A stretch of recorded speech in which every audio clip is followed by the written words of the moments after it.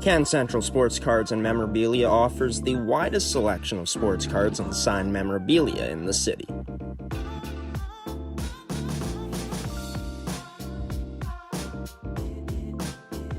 For dedicated casual and new collectors, Can Central Sports Cards and Memorabilia has everything a collector could ask for. Everything we sell is stored with care, and with help from our knowledgeable team, we'll help you find exactly what you're looking for. We carry Upper Deck hockey card brands like Series 1 and 2, the Cup, Ultimate, SPA, and plenty more. So what are you waiting for? Come down to Can Central Sports Cards and Memorabilia, Winnipeg's premier sports cards and memorabilia store.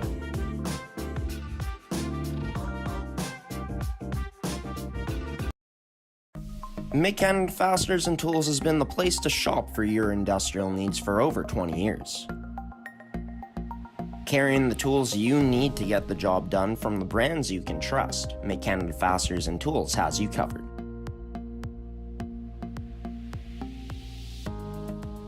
Brands like Milwaukee Tool, established in 1924 and on display in our Milwaukee Red Zone, the largest red zone in Winnipeg.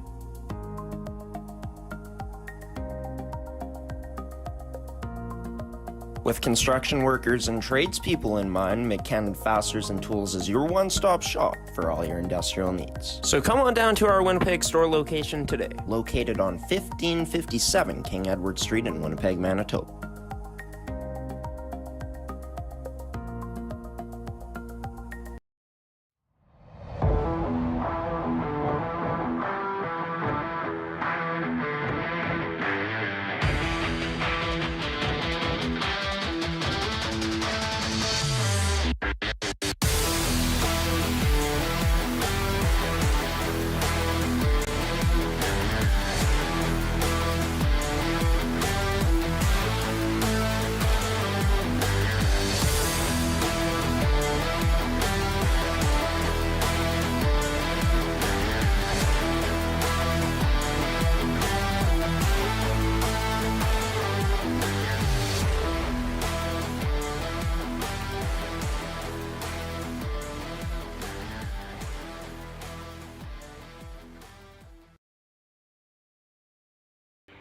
And then there were two in the Manitoba Major Junior Hockey League playoffs as the official final schedule dropped today on the St. Boniface Riel's Instagram page, as it'll officially kick off on Wednesday on the gshowproductions.uscreen.io link. So on our G Show Productions Uscreen platform, we're super excited to cover it and get into, well, how it ended up being this way with the St. Boniface Riel's and Transcona Railer Express facing off against each other in this year's MMJHL Championship Series. We're not going to dive too much into the final yet, so we still got almost a week until it starts, and we're planning on putting out a final special. But yeah, in episode 24, season 2 of the MMJHL podcast, I'm your host, Graham the G Show Forsyth. Happy to have you here, and happy to be here myself, as we haven't been able to get too many of these out lately. We've been busy with just covering playoffs in this league. Shout out to Bentley Brandt from the Pembina Valley Twisters, who announces all of their games and streams all their games, for coming in clutch and helping us out as the second broadcast team during these MMJHL playoffs, and doing a great job so far. As for us, though, I guess the main broadcast team, which features myself, we're going to be doing all of the finals games. We may have Bentley help out and do some commentating alongside me, so we'll give you a play-by-play and color commentator at points in the finals. But yeah, super excited to get into that series, which of course starts next Wednesday at East End Arena, as this is how the road to the finals has been. The St. Boniface Riel's roll in as a perfect 8-0. The Railer Express only with 3 losses. They pulled off a gentleman's sweep to end up beating the Charleswood Hawks in 5 games as we take you through these scores from the Final Four series. The Hawks started off with a big Game 1 victory, but then Transcona comes away with 2 close victories, one of those in overtime, both of those where Transcona had to battle back. Game number 4 was where it kind of opened things up, a 4-0 win, and then, game number 5, Transcona ends up putting up 7 on Charleswood in what was a very entertaining hockey game. Unfortunately, unable to show you any highlights in this episode. Had the highlights ready, but haven't been able to find them in our system. So that's going to come in our finals edition of that episode, previewing that coming up before next Wednesday, which will drop next week, of course. But for Transcona, just finding another gear in that semifinal series of theirs and making it into the finals for the first time since 2017-18. As for the St. Boniface Reals, they're headed back to the finals for the first time since they won their only championship in franchise history in 2014-15.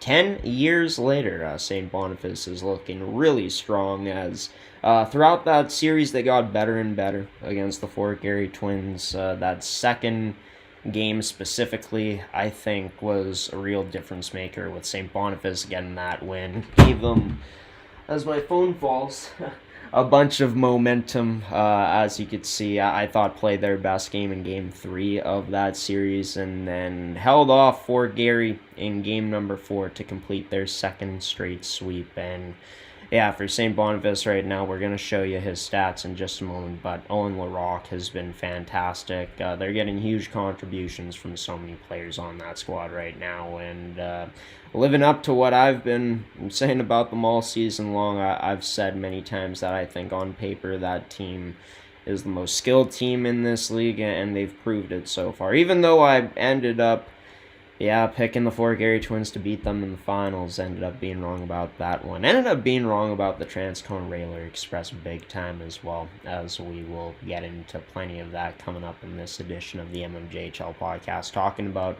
both of these Final Four series, how the teams that ended up moving forward ended up doing so.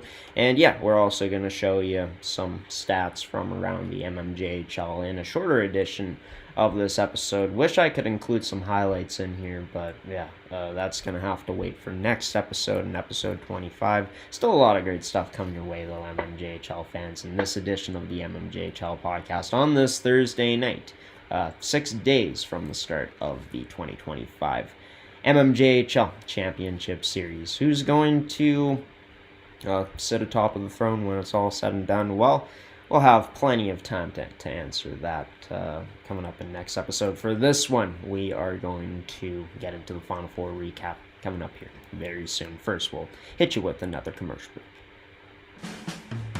Mid-Canada Fasteners and Tools in Brandon takes pride in selling the tools farmers and tradespeople rely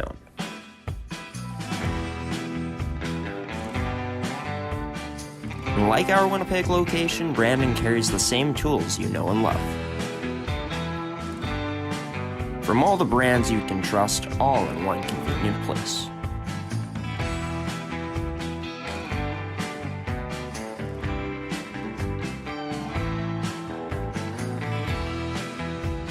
And with unbeatable service, we'll make sure you get the right tools to get the job done.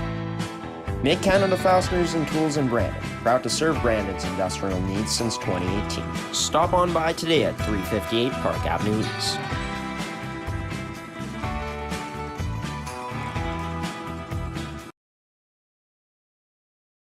And welcome back to the MMJHL Podcast, here live on the D Show Productions YouTube channel as well as our website. We're brought to you by Mid-Canada Fasteners and Tools, Terrico, Goaltenders, and Can Central Sports Cards and Memorabilia. Speaking of goaltenders, this goaltender's been phenomenal throughout these playoffs, as, we're going to get a chance to take a look at two of the top goaltenders in the playoffs so far in this year's championship series. Is Owen LaRocque, a .941 save percentage, 3 straight games of over .960 save percentage against the Twins throughout the first 3 games. of that series in the semifinals, which of course St. Boniface ended up sweeping in. For Sage Delarone, the rookie, only 18 years old, ended up having a shutout in that game 4 victory where his team ended up winning 4-0. Of course, let up 4 goals in that final game of that series, but made big saves when it mattered most. And that's been a big trend, I think, for Sage throughout these playoffs, is not only has he been raising his level, but raising it to a point where he's coming up huge in big moments if his team happens to break down. He's been there to make the save. His teammates in front of him have been incredible too. 2 players specifically in Nolan Vandenbush, the team captain, leading the way in the playoffs right now with 18 points. Trey Sellen also in that top 5 at third. But Nathan Brzezinski, I mean, by the stats, has been the best non-goalie player in these playoffs. 16 points in 7 games played, averaging just over 2 points per game, which in the biggest time of the year is absolutely huge, and he's been a big reason among many of why St. Boniface is where they're at now in the finals. Of course, Owen LaRock having a big part to do with that too, but Connor Davis as well. I mean, the captain, he came up clutch in that Game 4 win, and really throughout that series and throughout these playoffs this year's hardest worker in the MMJHL, also producing those points, as his team absolutely loves to see that. Brzezinski and Cole Davis both in the top 5 for the Riels in goals. Matt Carlson had a legendary last game, 3 goals, a hat trick, and an assist. That's why he's in the goal leaderboards, as you can see here, brought to you by Can Central Sports Cars and Memorabilia. The Railer Express captain leading the way in the assist category. Brzezinski and Davis, Connor Davis, that is, also in that stat category. But yeah, in terms of what series we'll get into first here, I'm thinking we'll start off with talking about the series that ended up having, our third sweep of these playoffs. Both teams came into this one sweeping their opponents, and yeah, were the St. Boniface Riels too hot to handle? It seemed to work out that way throughout this series for the Fort Garry Twins, they could not handle the Riels in the end.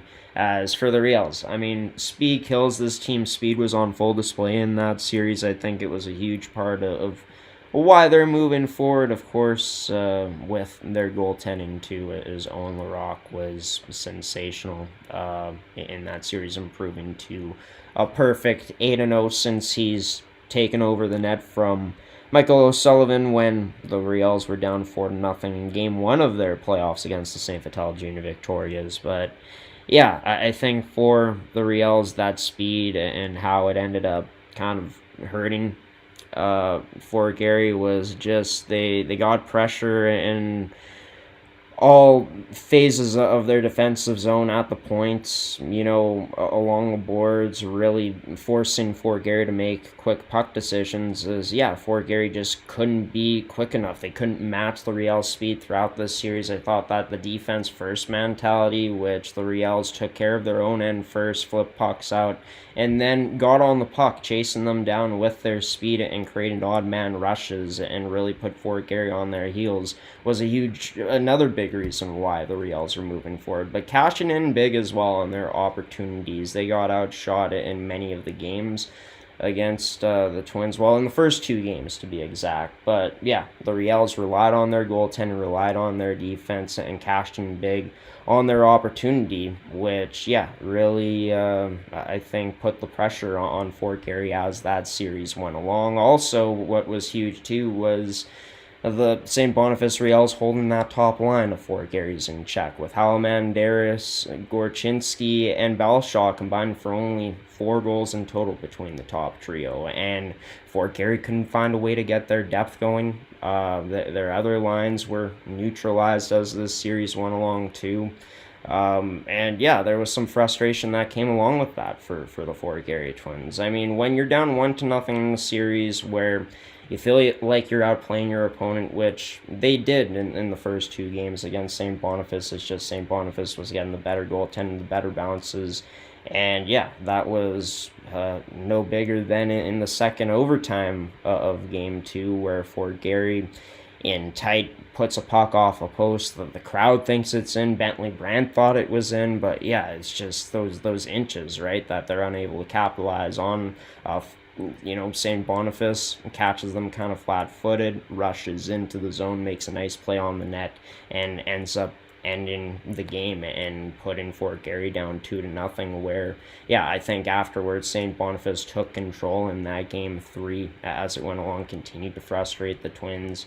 And yeah, I just don't think the Twins could recover game in and game out in this series, given just the level of play that St. Boniface was playing with and how they continued to frustrate, which was the top team in the MMJHL this regular season in the Fort Garry Twins. And I think for the Twins too, a huge thing that was costly for them was too many penalties taken, given St. Boniface a lot of time on the man advantage throughout this series. There were times where Fort Garry would get on the man advantage and then take a penalty to negate that too. So yeah, along with that, and not getting the saves when they needed to the most, not getting the same goaltending compared to the St. Boniface Reals. I think there was a lot that played into this series that wasn't just Owen LaRock stealing it. Of course, he was a huge factor for St. Boniface in moving forward, and it is probably the MVP front runner for the playoffs. I mean, he's got to be among the top candidates, right? But yeah, St. Boniface just played so well in front of him, in my opinion, on the rush. They really neutralized the Twins too by having their defense back and being able to skate with Fort Garry. And that was going to be a huge key in beating Fort Garry, is if you were to skate with them, play them tight, get them frustrated, you'd probably have a good chance at knocking off the top team in the league, which is exactly what the St. Boniface Reals did. They proved to have just too much depth for Fort Garry in the end, even though Fort Garry had it on paper in the regular season. Paul Castus, him rolling all of his lines throughout this season and continuing to do so in this postseason and continuing to get depth scoring and big-time scoring from his big guns like Brzezinski, Cole Davis, the Connor Davises, right? Outmatched the Fort Garry Twins, where this is a team that rode on their top six heavier. That top six wasn't coming through. Their other depth wasn't able to respond. And yeah, I mean, continuing to play your top six heavy and stuff like that, right? All the things that go into the coaching decisions ended up falling up short for the Fort Garry Twins in that strategy. As for St. Boniface, proving that they were the more complete team in this series and are moving on to this year's MMJHL Championship Series, where, as mentioned, they'll be facing off, as we'll pull up the graphics now, the Transcona Railer Express, as they turn those tables in the Final Four round of the MMJHL postseason. As for the Railer Express, they ended up breaking the Hawks. I thought that for the Railers, their speed, along with just the structure they played with, took advantage of the many mistakes that the Hawks made throughout this series. I thought that, Charles Wood is structured and as well balanced this team is and was this season, and as well coached as they were. Coaching doesn't exactly, account for, pucks bouncing over players' stick and then getting caught flat-footed. There were a lot of times where Charles Wood was exactly that in this series, kind of caught standing flat-footed. The puck bounces not exactly going their way, and I just felt like the Railers built up so much good momentum from their past series. Dropping that first game of the series, sure. It's something that I don't think they put too much stock in, because they absolutely end up rolling on the in the win column as that series goes along to give the Charleswood Hawks a taste of their own medicine from the first round, where Charleswood got by in 5 games after winning 4 in a row against the Stonewall Jets. But yeah, I thought that, you know, for the Railer Express, they were able to expose more space out there on the ice, got to their speed game better, created more odd man rushes compared to the Charleswood Hawks, and that was just, Transcona raising their game to another level, which Charleswood, unfortunately for themselves, couldn't get to. I thought that Nolan Vandenbush was an absolute game breaker in this series. Talked about Carlson's huge game 5. Well, Vandenbush ends up having 2 goals. One of them ends up being the game winner, shorthanded, and that's the thing, that turnover that happened on that shorthanded goal shouldn't happen, and it ended up happening, that pass being made, and we'll show you on the highlights in next episode of exactly how that goal ended up being scored. But yeah, it just, mistakes like that in key moments continue to happen too often for the Hawks throughout this series, where Transcona would capitalize on that. I thought that Transcona too did a really good job of neutralizing Charleswood on the rush once they got into Transcona's end, as Transcona had more bodies on the Charleswood players more times than not than Charles would have on Transcona throughout this series. But as for Charleswood, getting into them, their 4th straight Final Four loss since 2021-2022. They haven't been able to get back into the final in a very long time now and get over that hump. And this year, I know for Charleswood, of course, new coach in place, but with this year's group, you gotta feel like this team is disappointed, feeling like maybe they could have just given a bit more. But they gave it their all in game number 5. They went down by 3. They ended up tying the game up at 1 apiece after Vandenbush opened the scoring 30 seconds in, but they played too much catch-up in that game 5. Ended up tying the game up, but then Vandenbush scoring on that shorthanded goal really let the air out of the balloon for Charleswood, and yeah, they just couldn't recover after that. Sage Delarone ended up locking in, and Transcona did the job to finish things off. But for Charleswood, as good and as well structured as this team was, special teams was a bit of a struggle for this team as the season went along, and they really do matter here, especially in the postseason. As Charleswood, you take a look at their stats in the postseason on the special teams, on the man advantage, only 11.8% compared to Transcona, who was absolutely buzzing on the power play, who's actually ranked number 1 in that category right now. At 20.9%. But you take that into account, as well as just the penalty kill for Charleswood too.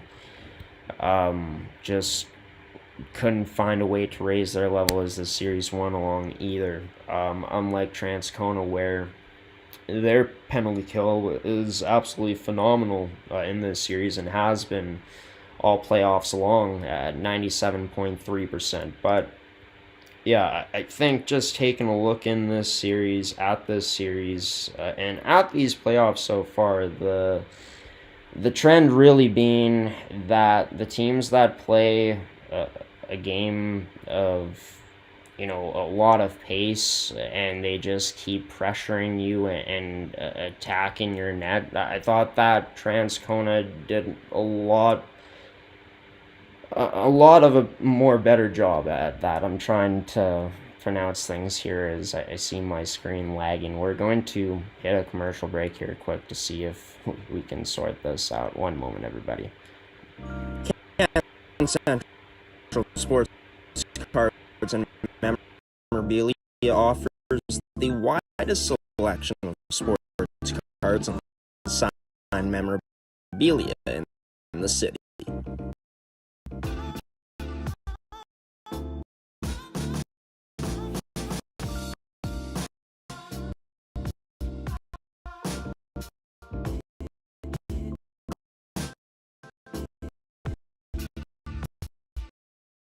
Dedicated casual and new collectors can Central Sports Cards memorabilia has everything a collector could ask for.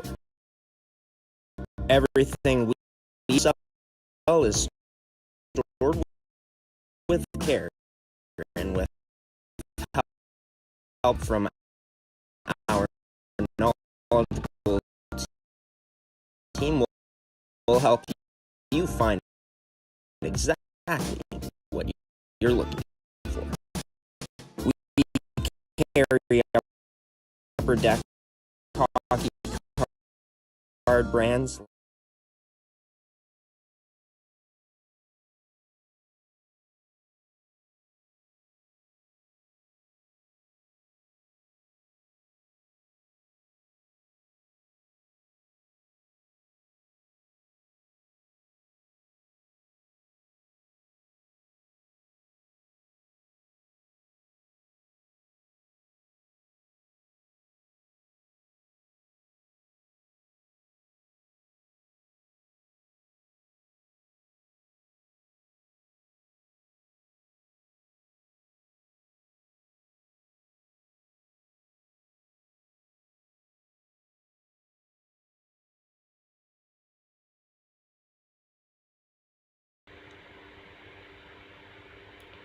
This is really weird right now. Sorry, MMJHL fans. Try to sort this out.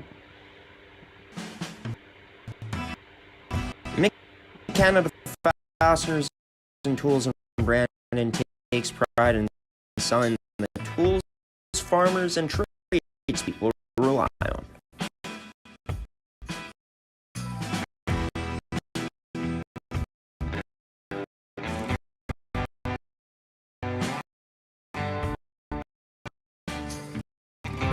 Like our Winnipeg location, Brandon carries the same tools you know and love. From all the brands you can trust, all in one convenient place.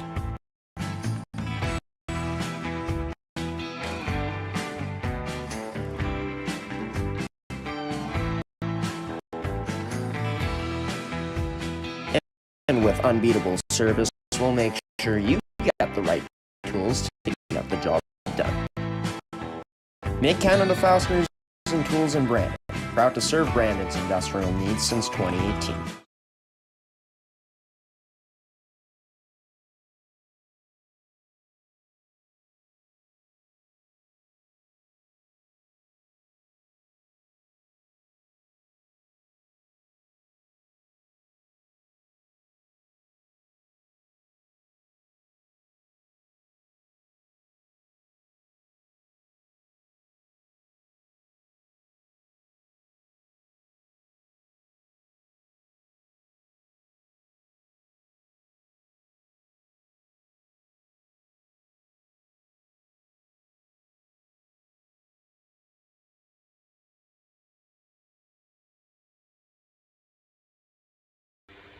Alright, well, try to finish this out and then we will, see how it ends up turning out afterwards. But welcome back to the show, everybody.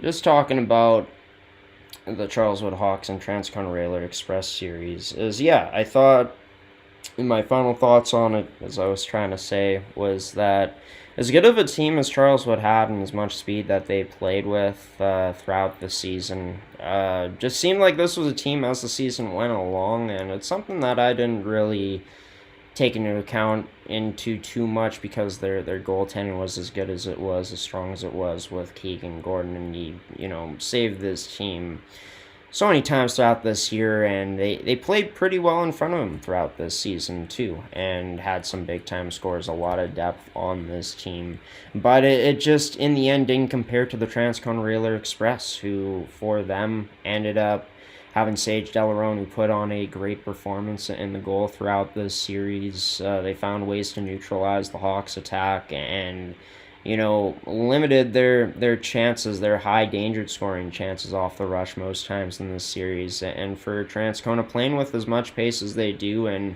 pace and the speed that these teams play with, whichever team does that better, probably will have the chance to win the best. And that's, most of the time what's true in today's game. And that's what Transcona had more of in this series. More pace, more speed that was effective for them in terms of creating a lot of odd man rushes. They chased down loose pucks better, and yeah, felt that Charles would throughout this series a bit flat-footed at points, played on their heels more so as the series went along, as Transcona found ways to outplay them, outdueled them on the special teams as well. And Keegan Gordon, him playing as much as he did, felt like throughout the regular season, that is, playing the most minutes out of any goaltender, and how they rode him, felt like that kind of caught up to him in the end, because felt like in that final game especially, his rebound control wasn't as sharp. There were some goals that he'd obviously like to have back. His team at points and played better in front of him. There were some costly mistakes from his team in front that he just couldn't end up stopping Nolan Vandenbush, the skill plays that Nolan ended up putting into the net in that huge Game 5, right? And I think that Transcona, what's even more impressive too is they're doing this without their full lineup, without their top goal scorer Nathan Turner, and without players that are huge for them on the back end, missing Austin Campbell right now, and Kyle Todoruk, he's back in the lineup now, but he was missing some time. So the fact that they were able to do this to Charles Wood too, not even fully healthy, I think just speaks to the depth that this Transcon Railer Express team has, a team that kind of started to fall flat in the second half of the season after being the best team in the MMJHL through 2024.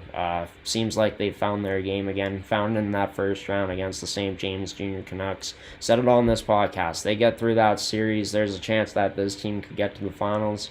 Wasn't a true believer, though, to be honest with you, throughout these playoffs from the beginning of Transcona, but they've, of course, proved me wrong. I know that Don Gale came up to me as I was setting up for Game 4 and said, well, boy, you called that wrong, didn't you? I sure did, Don, and I mean, credit to your Railer Express, which are off to the MMJHL Championship Finals Series against the St. Boniface Riels, which, there's people that are saying that this series, from what I've heard, it could very well be a short series, but I wouldn't say that. I think that my first thoughts heading into it, as we are going to have our full finals show coming up before next week's final starts on that Wednesday for Game 1.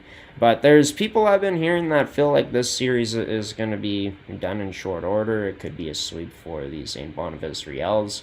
I'm going to say this. I think that this series goes 6 to 7 games.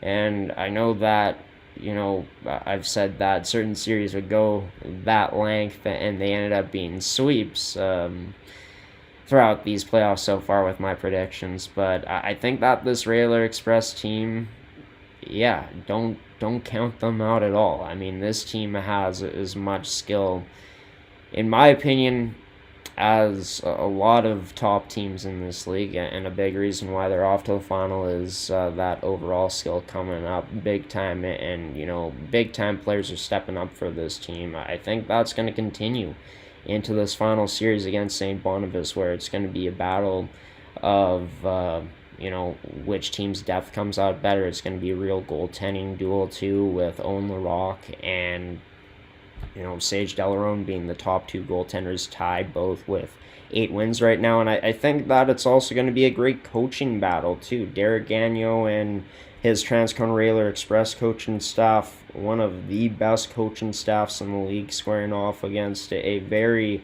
well-rounded, very good coaching staff led by Paul Castus of the St. Boniface Riels.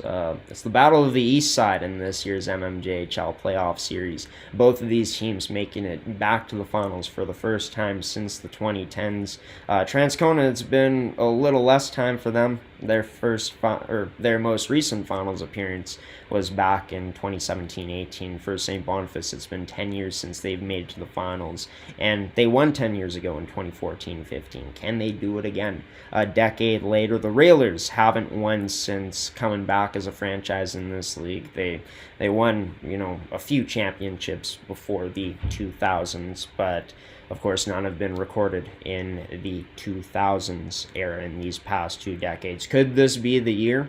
Could Derek Gagnon, this Transcone Railer Express organization, get their hands on the Jack McKenzie Trophy? Or will it be the St. Boniface Riels? It's going to be 2 fast teams, 2 well-balanced teams, and, well, the 2 teams that end up being the best in the end to end up making it to the finals to see who sits atop of the throne by the end of it.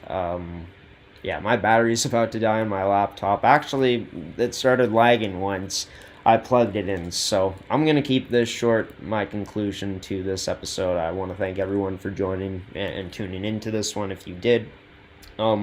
Special thanks to our sponsors as well, Interico, McKen, Fasteners and Tools, and Goaltenders, and Can Central Sports Cards and Memorabilia for sponsoring another edition of this show. If you enjoyed this edition of the MMJHL podcast, we got another one coming out before the final series starts on Wednesday. Either going to be coming out on Monday or Tuesday, probably Tuesday, but we will let you know on our social media pages. If you want to check out our pay-per-view MMJHL playoff games, the link's right there. gshowproductions.uscreen.io is where you can catch all the action. Per league orders, games in the finals will be $10 to watch each. 50% of those profits go back to the league for them to help better the quality and maybe improve the league through the money that they'll be getting from your purchases of tuning in to watch the MMJHL Playoff Game Day live streams on our G Show Productions Uscreen platform. But